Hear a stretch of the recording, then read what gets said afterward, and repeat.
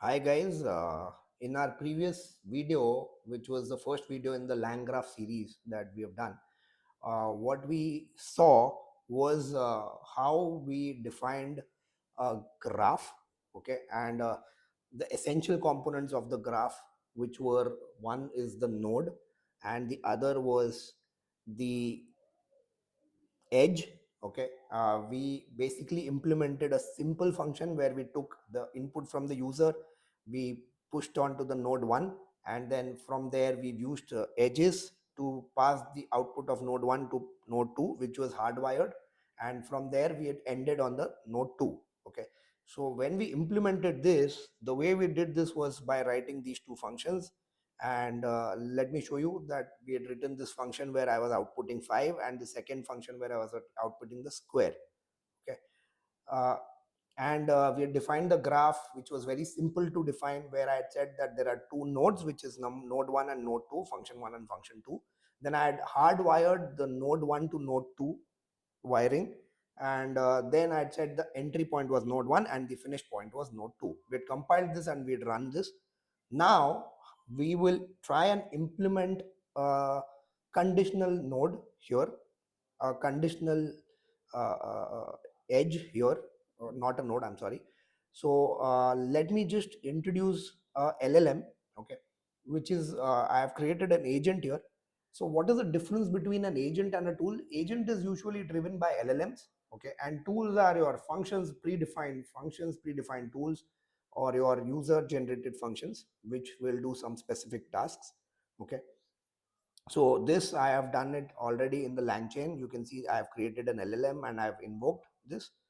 Okay, now in here what we will do is I've installed the LangChain community, and one essential component of uh, LangGraph is agent state. Agent state is basically a dictionary of messages which can be appended or which can be overwritten. That's depending on your choices on your application. Here what I have done is I have put the messages in the annotated format, and I have said operator dot add, which means I'm going to append my messages to this agent state. Okay, uh, and I am going to use my pydantic output parser. I am going to use this because last time I had used the normal thing. This time I'm going to use, because I want the output to be in a specific format, I want it to be pydantic output. Okay, and so what we are going to achieve here is we are going to take a query from the user, and depending on the kind of query, we are going to basically bifurcate it into either addition or squaring or not related. If it is addition, I want to call the addition tool. If it is square related, then I want to call the square function, and if it is not related, I want to give output on based on the LLM function. Okay, so first function that I've written here is calling the agent, where I'm saying that the message that needs to come is going to be the -1 question. And here I'm saying the template is your task is to only provide topic based on the user query, and the topics are add, square, or not related, and I don't want any reasoning. Okay, so this I have used as a standard template, and you can see the prompt here. Okay, you can see the prompt here.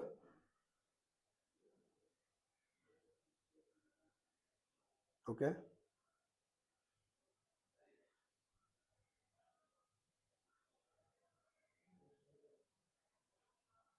and so this particular chain, I am using the prompt LLM and the parser. Okay, so the response is chain dot invoke, like the normal runnable that we do, and I'm printing the response, and I'm also appending this messages to my state. Okay, which is the response dot topic. The second function is a normal add function. I will just output this here as 5. Okay, and the fourth function here is I'm going to take this, and it's going to be calling the square function, and the output is 25.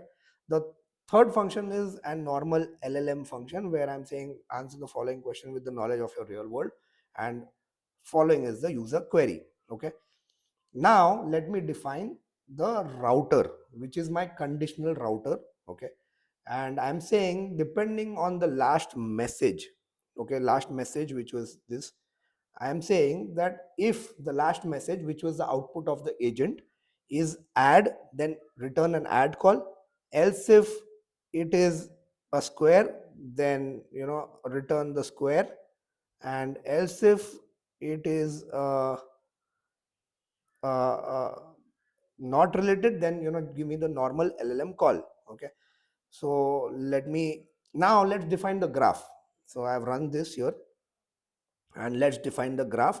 So I'm saying the first node is going to be the agent node, where I'm going to call the function 1. After the second node is the add, third node is the square, fourth node is the LLM. So all four functions I have incorporated here. The entry point is the agent. Okay, now let me define the conditional edge. Here it is going to take entry point as the first thing, as the argument. Second is my router function. Router function is here, where I'm defining that depending on my last message, which is the output of the agent, whether it is add, square, or something else, and then depending on that, just pass this. And I'm saying the conditions output, which is if the answer is add call, then send to add. If it is square call, send to square. If it is LLM call, send to LLM. Okay, and all the three are going to be the end nodes for my graph. Let me compile this graph. Let's run this. So you can see that we've compiled the graph. Now let me call this usually. So if I say the input is message, I want a square of 5, and let me invoke this with the input. Let's see what is output. So you can see that it has called the square, and let me print the message. It's saying 25, which was the standard output. That, I mean, the return was 25. Okay, in the same way, if I say I want